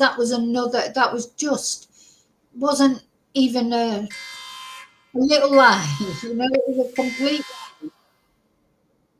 Just awful. July the 11th, Erin allegedly connects a new SIM card with a different number. July the 16th, Erin attends a service at Corumburra Baptist Church and invites Don, Gail and Simon and Ian and Heather to lunch on July 29th. July 28th, Simon messages Erin saying he will not be attending the lunch due to feeling too uncomfortable. July 29th, Erin serves the lunch of beef Wellington to 4 guests at her home. July 30th, Don and Gail ring Simon complaining of serious illness. They travel via ambulance to Dandenong Hospital. Simon picks up Heather and Ian, taking them to Corumburra Hospital, then Leongatha Hospital. Erin allegedly tells one of her children she feels unwell and spends the day running errands with her children before serving them a meal she says is leftovers from the lunch. Even though she's already supposedly unwell, she knows that the family are unwell. She still feeds the children leftovers from the lunch. July the 31st, the doctors at the hospitals confer about the poisonings. Don, Gail, Heather and Ian are transferred to the Austin Hospital in Melbourne. Erin drops her children to school, then texts Simon and asks him to take her to hospital, but he tells her to get there herself. I think something you can see, can't you, that something's gone wrong here. She's supposedly ill, asking Simon to take her to hospital. She likes that attention, doesn't she? And he tells her to get there herself. Erin presents to the Leongatha Hospital about 8 o'clock, but allegedly declines a full examination and checks herself out. Over the next hour, her phone is recorded connecting to mobile phone network towers in Leongatha, Coonawarra and Outram. Erin returns to the hospital around 9:48. She's transferred to Monash Medical Centre and she meets Simon and her children there. And Don and Gail arrive at Austin Hospital. August the 1st, Heather and Ian arrive at the Austin Hospital. And despite escalating medical treatment, very sadly, Donald, Gail and Heather continue to deteriorate. Erin is assessed by a doctor at Monash who says she appears clinically well. All her vital signs are within normal limits and she is discharged around 1 p.m. And the Department of Health interviews Erin about the lunch. She says she brought dried mushrooms from an Asian grocer in Melbourne's southeast. August the 2nd, she allegedly conducts a factory reset on phone B, which she'd been using before February the 12th. She allegedly drives to Coomberra transfer station and landfill and deposits items into an e-waste bin, including the dehydrator. Monash Council begins visiting Asian-style grocery stores in Melbourne's southeast to find products matching Erin's description. That's where the wild goose chase starts. Now, the police investigation is not actually launched until the 3rd of August. And Erin allegedly moves her SIM card into phone B. August the 4th, Heather dies at 2:50. Oh, God, it's so sad. Heather dies at 2:50 a.m. Gail dies at 5:55 p.m. Police travel to Coomberra transfer station and find the black Sunbeam dehydrator in an e-waste bin. August the 5th, Donald dies at 11:30 p.m. and a search warrant is executed at Erin's house, Leongotha House, where police seize phone B with SIM card number, blah, blah, blah. Erin is taken to Wonthaggi police station and interviewed. August the 6th, Erin allegedly remotely conducts a factory reset of phone B, which is still held by the police. And Erin allegedly continues to use phone A with that the number there, where police say they never recover this phone. Now, remember, Erin said she did that remote reset just because, what was it? She said, oh, I couldn't believe it was still connected to the internet. And I thought, oh, it can't be possibly. And so, oh, oops, there you go. I did the factory reset. Oops. Do you remember her saying that? She actually said that. She did the remote factory reset because she couldn't believe that it could still be, it was like an experiment, she said. She is such a devious woman, this one. Liar, Erin pants on fire. You did that factory reset deliberately because you think you're so clever, don't you? Think you're so much cleverer than the police, don't you? Definitely. She's so devious, so sinister.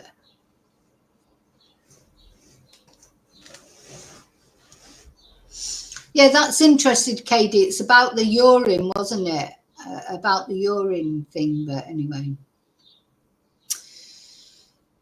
I think because they're women as well, you know, is it not true? I mean, maybe I'm wrong, but it just struck me, do women wee more often than men, and would it have come out their system quicker? I don't know.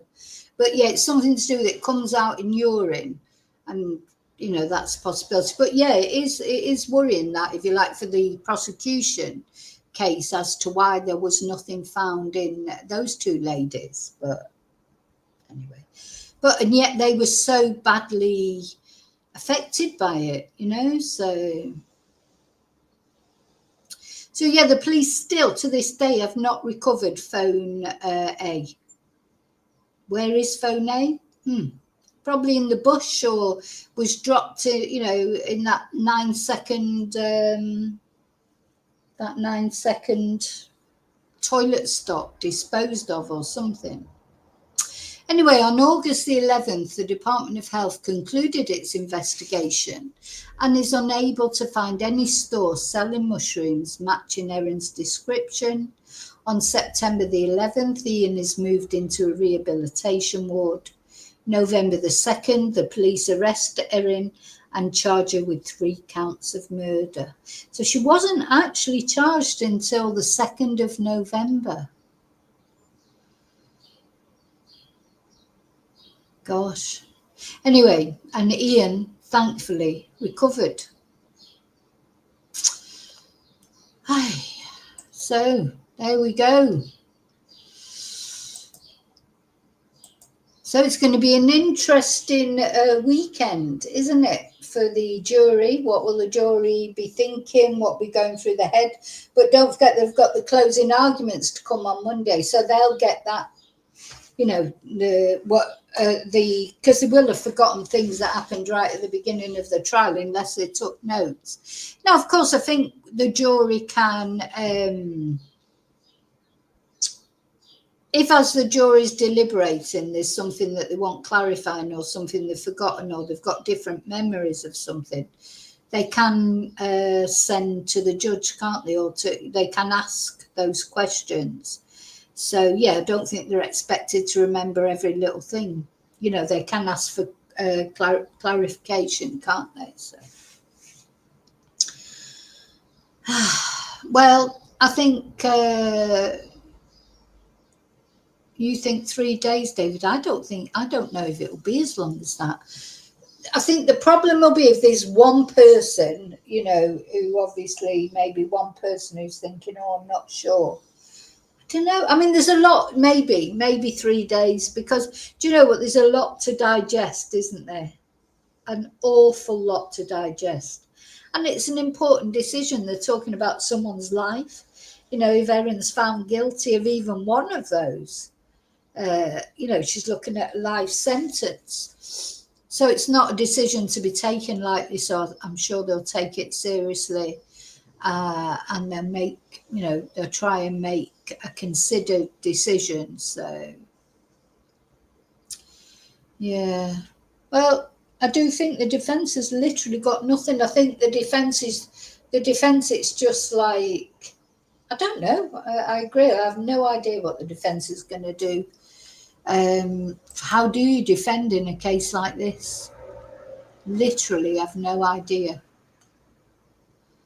Literally no idea. Where is he, Mr. Mandy? Let's have another look at him. Colin Mandy's got his work cut out for him, hasn't he? Definitely got his work cut out for him. Defending this woman. I wonder what she's doing at the weekend. I mean, you know, I mean, at the end of the day, she's innocent until proven guilty. But what is she going to do at the weekend? You know, is she got friends who are supporting her? It seems to me that the only people that were supporting her, you know, in life in general, she's just killed 3 of them. Surely she won't be seeing Simon at the weekend. Have her kids been taken? Where are her children? Let's have a look.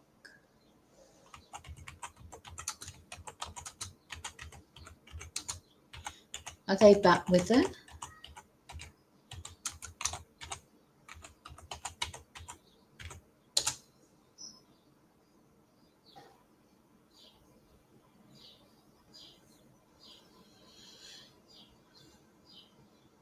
Where are the children? Are they in child protective? Can't see anything coming up on here.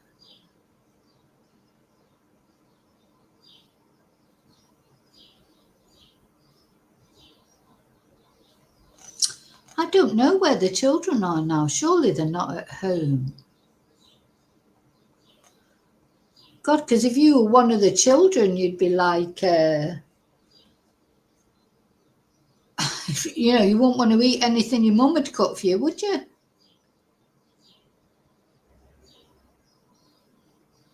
Let's have a look at this. Huh?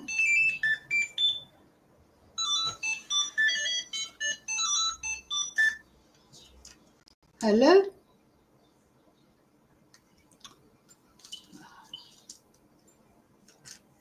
She's trying to sell me something.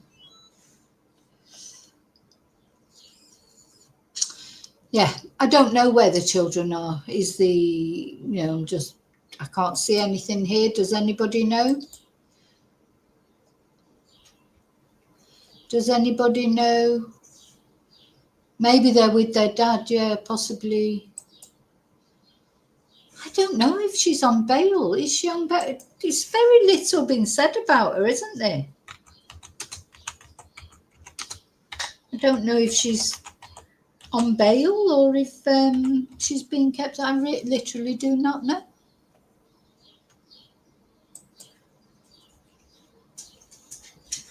Oh no, she's in prison, apparently.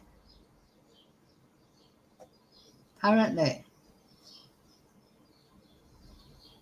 Let's have a look.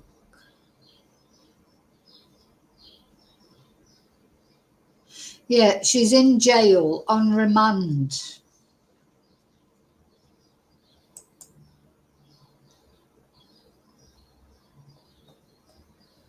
Now, oh God, all these adverts pop up, which trouble is you can't get can't get off them.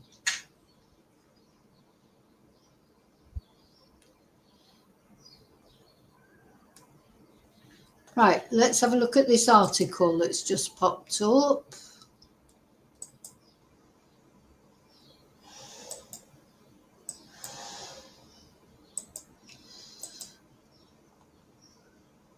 Let's see if we can get. We've not really. Ahora más de 160.000 padres primerizos acuden al año al pediatra. Y aquí estamos para consultarlo todo, incluso cuando no es nada, significa mucho. Protegemos vuestra salud con atención por videollamada 24/7 con médicos expertos. Aquí y ahora. Hablemos.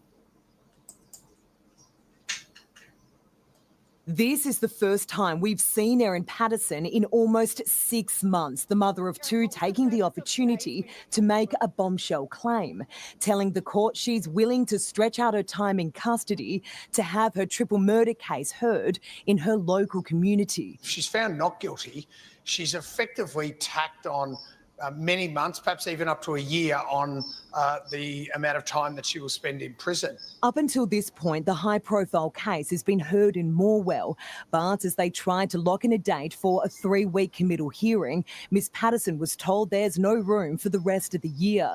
The magistrate pushing to fast-track the matter to the Supreme Court in Melbourne, telling her lawyer, "I'm not content to wait because I don't think it's fair on your client."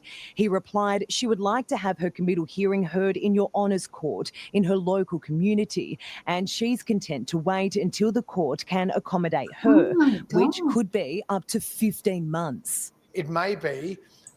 Oh, she was happy to wait because she wanted it in the local community. Strange, isn't it? So no, she's been in prison for quite a long time. That by asking to have the matter heard in Morwell and therefore delaying the proceeding, Erin Patterson's chances of getting bail have increased. The magistrate questioned the 49-year-old, telling her Morwell is 60 kilometres away, not even in her local community. Ms Patterson's lawyer said her Leongatha home, where the fateful meal is alleged to have been served, is still close to Morwell in the context of regional Victoria.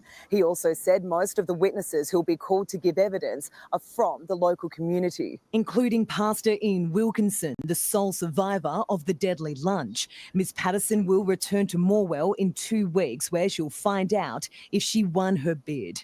In Morwell, Amber Johnston, 9 News. Well, she did win a bid because it is being held in Morwell, isn't it? So she apparently wanted it. She was content. Ahora más de 160.000 padres primerizos. She was, oh, for God's sake, I didn't want to go on that. Apparently she's content to wait, philosophical about time in custody. Well, the thing is, what would she do otherwise? What would she be doing this weekend if she was free? You know, what could she do? She couldn't go anywhere, could she? Because everybody knows her. So the wheels of justice grind slowly, as Chinese and Greek philosophers asserted. But for Erin Patterson, charged with 3 counts of murder by mushroom-infused beef Wellington and 5 counts of attempted murder, that's just fine, apparently. She's content to wait in jail, where she's already spent months on remand for another 14 or 16 months before she faces a hearing to decide whether she must face trial. So she sat alone and silent in one of those tiny lonesome rooms reserved for the accused when they appear by video before a court in Victoria. The paintworker tone, I wish I would have known when this was happening, because you can get a link and watch these, but as I've watched a couple with Patrick Stevenson, who's the alleged killer of Samantha Murphy, but I didn't know about these. But I'll look out. Well, it's too late now because she's on trial now. But so the paintwork is a tone you might describe as government drab. Her only companion is a chair, askew behind her as lawyers and a magistrate discussed her fate on Monday. Wonder what she's getting up to in prison. She was perfectly expressionless, her gaze gathered tightly and her glasses upon her nose just so. Her gaze was fixed on the video camera on the wall above her as the court's actors went to and fro on their disembodied video links about the prospects of a date for a committal hearing, none of them reaching a conclusion. But no hint of impatience crossed her face as the opening minutes dissolved into confusion. The barrister and prosecutor missing from the video feed. The magistrate standing down while their absence was righted. When the technology was rectified, Magistrate Tim Welsh said he was on leave next week and wanted to discuss. I've seen one of these with Patrick Stevenson. It was total chaos. As they all discussed who was there, wasn't there, someone had gone for a coffee. It was unbelievable. It was so disorganized. The court in which he sat in Morwell in the Latrobe Valley serviced 6 courts, which was clearly quite a load, he pointed out. Could the matter be moved to Melbourne or fast-tracked to the Supreme Court? Well, it wasn't. It was kept there, wasn't it? And Mr. Mandy said, no, we're content to wait. So although Walsh protested, this did not appear fair to Patterson because it was unlikely a date could be found till next year. Mr. Mandy said if it has to be next year, Miss Patterson is happy to wait, which puts her in custody for 14 to 16 months, said Walsh. But he didn't need to say it, and he didn't. But this is a prisoner, innocent till proven guilty, who's being discussed. No. So she was happy to wait. And prosecutor Sarah Lenthal, that's a different prosecutor to the one now, told the court the Crown's position was that a committal should proceed as soon as possible. But Mr. Mandy argued that the matter should be heard in the Latrobe Valley, within the community. Wonder why he wanted that. So apparently this went on and on and on, and then the case was adjourned till May the 7th. Then she again would appear by video. Anyway, in the end, it was held in the local. It is being held, I should say, because it's not finished yet. In the oh, sorry, Silver. Sorry. Let me go back to it. Yeah, sorry, it's because I'm getting tired now. So, I mean, not that I have to be tired to make mistakes on my streams. Let's go back to it again.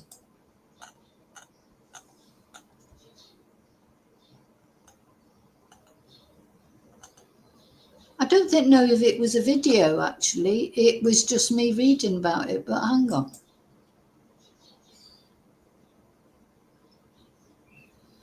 Did I actually play the video?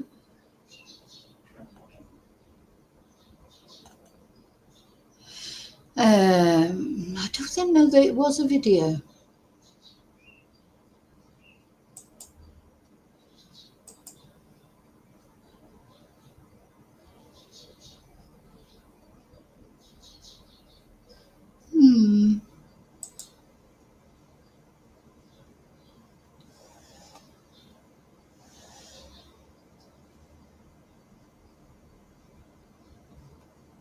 Let me go back. Yeah. I'll share the article, but I don't think there was a video.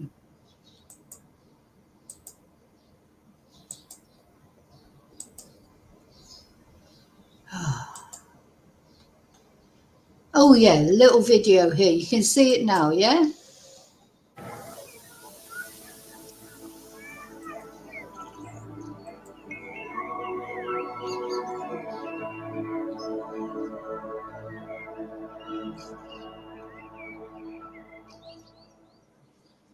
This is the There first you time go. we've seen Erin Patterson in almost 6 months, the mother of two taking the opportunity to make a bombshell claim, telling the court she's willing to stretch out her time in custody to have her triple murder case heard in her local community. If she's found not guilty, she's effectively tacked on many months, perhaps even up to a year on the amount of time that she will spend in prison. Up until this point, the high-profile case has been heard in Morwell, but as they tried to lock in a date for a 3-week committal hearing, Ms Patterson was told there's no room for the rest of the year. The magistrate pushing to fast-track the matter to the Supreme Court in Melbourne, telling her lawyer, "I'm not content to wait because I don't think it's fair on your client." He replied she would like to have her committal hearing heard in your honours court in her local community, and she's content to wait until the court can accommodate her, which could be up to 15 months. It may be that by asking to have the matter heard in Morwell and therefore delaying the proceeding, Erin Patterson's chances of getting bail have increased. The magistrate questioned the 49-year-old, telling her Morwell is 60 kilometres away, not even in her local community. Ms Patterson's lawyer said her Leongatha home, where the fateful meal is alleged to have been served, is still close to Morwell in the context of regional Victoria. He also said most of the witnesses who'll be called to give evidence are from the local community, including Pastor Ian Wilkinson, the sole survivor of the deadly lunch. Ms Patterson will return to Morwell in 2 weeks, where she'll find out if she won her bid. In Morwell, Amber Johnston, 9 News. Okay, so finally we got, so I might do it. Oh, this, God. Okay, now I'm just going to have a look because I believe Ian Wilkinson, didn't he do some sort of an interview, or was it a service? But this was going to be a very quick stream. It's been over 2 hours now. That's been on stream. It does so much for a quick stream.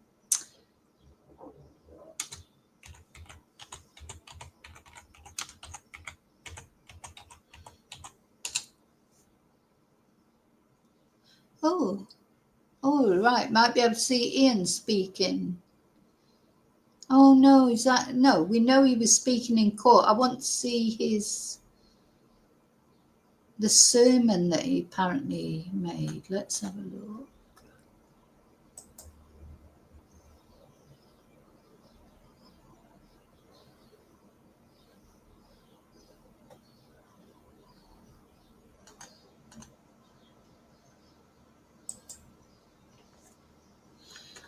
Might have to look for it for next time.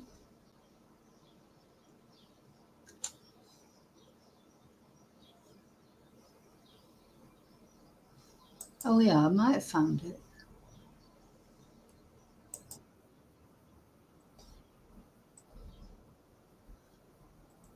Okay, yeah, I haven't got the whole sermon, but let's have a look at this video, which shows Ian talking. Like the Herald have put their stamp all over it. They might pick me up for copyright, but anyway.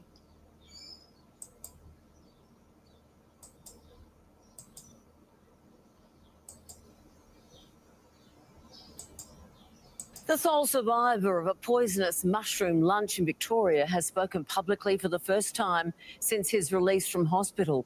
Pastor Ian Wilkinson fought back tears as he delivered a powerful sermon, paying tribute to his late wife of almost 45 years. Far from the frail figure he was 4 months ago, Pastor Ian Wilkinson is back before his congregation at Currumborough Baptist Church. Yeah, he's certainly had a good recovery, and I'm so pleased for him. But yeah, 45 years of marriage, and that Pinocchio just took her away from him. Church. At the start of the week was 6 months since Heather and Gail and Don went to be with the Lord. The sombre milestone marked during a week he should have been celebrating. Friday was my birthday, it's only 70, and yesterday was our 45th wedding anniversary. Ian Wilkinson was the only lunch guest to survive the beef Wellington meal. After spending 2 months in hospital fighting for life, he told parishioners his faith remains strong. Let me encourage you to keep on going. The way is sometimes hard, but God is good. He is with us. He promised never to leave or forsake us. And I can say that is true. The sermon on February 11 was part of a celebration to mark Ian Wilkinson's 25 years as a pastor at the parish. As he continues to recover and come to terms with the loss of his loved ones, the community is rallying around him. Having him back, yes, it's been well, a miracle really, because not everybody comes back from something like that. The woman at the centre of the deadly meal, Erin Patterson, is charged with multiple counts of murder and attempted murder. Her case returns to court in May. The community still won't forget about what happened. They'll never forget. Never. Samantha Butler for 10 News First.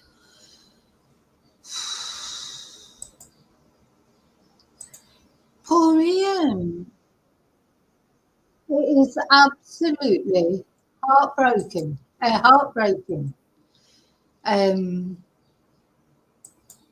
he's, he's still sort of, his faith is intact. Right? Do you know what? That's it. You can't let these twonks break your faith or, ruin your life completely. You've got to keep on going, haven't you? How so very, very sad. My God. So sad. I wonder if there's any more.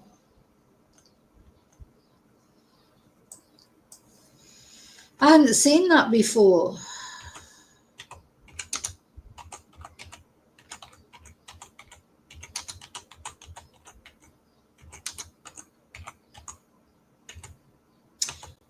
Sometimes you do, feel like giving up over all sorts of things, don't you? But,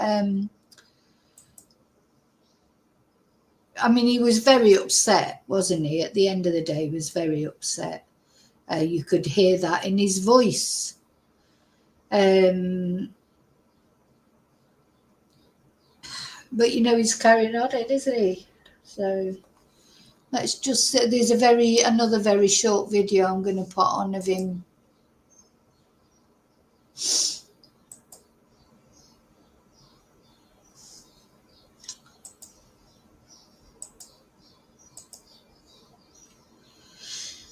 Let's have a look at this Daily Motion one. Lo importante es el flow. Estoy en mi pick, estoy en mi glow. El flow me eligió, no el elegillo. Yo salgo del beat. Sorry, there's an advert there. Estoy en mi pick, estoy en mi glow. Si quiero chulería, voy para la molería, que ahí se respeta mi flow.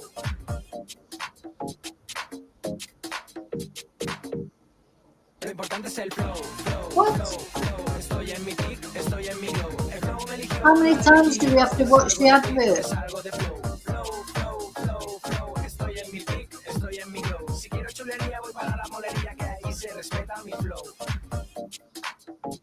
Don't mind one advert, do you? That's got to make their money somewhere. This has been a pretty big week in my life. At the start of the week, was 6 months since Heather and Gail and Don went to be with the Lord. Wednesday was the day, the anniversary day of my induction as pastor. Wednesday was I just want to the day about this Herald Sun who put this, how disrespectful to put that watermark right across Ian. How awful.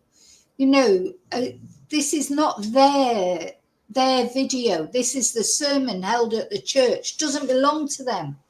Do you know what I mean? I probably, if I had more time and I looked into it more, I could probably find the original sermon from the church without their stupid logo all over it. But I just think that's so disrespectful. The Herald Sun put everything behind a paywall, everything they do.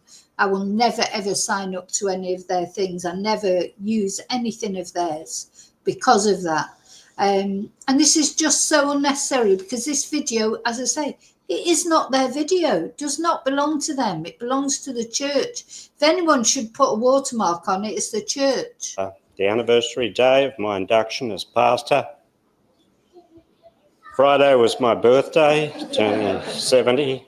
Oh. And yesterday was our 45th wedding anniversary. So it's been a pretty big week. Let me encourage you to keep on going. The way is sometimes hard, but God is good. He is with us. He promised never to leave or forsake us. And I can say that is true. Bless. Well, God was certainly with Ian because Ian survived. It is a miracle that Ian survived, and it meant that he could give evidence against this horrible, hateful woman.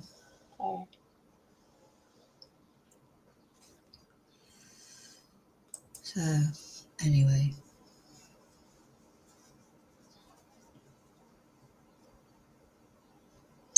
Harold's son, they're horrible, aren't they? So horrible. Fancy putting, putting the thing right over his face as well. Like, how awful. How awful. Horrible, horrible person. They're horrible people. Erin's a horrible person. Good job we're all okay, isn't it? Oh dear. Okay, so I'm going to finish there. Again, I'm just going to put my banner up for a minute. I want to say, as always, thank you for the watching and liking, subscribing, etc. Just want to remind people, I'm going to have to get a banner for my merch. That's what I'm going to do this weekend. I'm going to put some more things on the Ko-fi page that sometimes people would like a mug with something on, or, so please send me some, if you've got an idea of anything that you think people would like to see on a mug or on, any sort of merch. I don't think I'm going to do T-shirts and things like that because they're not very good quality. When I had the merch before at another place and I ordered like a T-shirt thing just to see what they were like, and I didn't think the quality was very good. Whereas I think the mugs and things like that, they are good quality. So what else do I want to say before I finish? Yeah, I'll be back at some point, no doubt. It's Friday. Have you got that Friday feeling? I hope you've all got good plans for the weekend and that you're going to have a good time. And as I say, we'll be meeting up at some point, I'm sure, over this weekend. Hope your weekend goes well. I hope you don't have the same electronic problems as me. As I say, about 20 times I've swapped my SIM card over this morning. So hope I'm never accused of poisoning people with mushrooms and trying to hide evidence on my phone. Actually, if they looked at my phone, they would find loads of mushrooms. Let's just remember that what somebody sent me. Oh, have I still got it on there? Oh, I think I've taken it off. Oh, remember the solar mushroom lights? I think I've taken it off, yeah, because I get clogged up with pictures on here. Oh, that's a shame. Oh, I know what I'm just going to show before we finish. Do you remember, this is something I haven't showed for a while. The person who makes me like little scenarios with the dolls and things like that, they made me that I went mushroom hunting. Let's have a look at that. We need something to cheer us up, I think, because Ian's little bit of Ian's sermon that we saw there, it was so heartbreaking.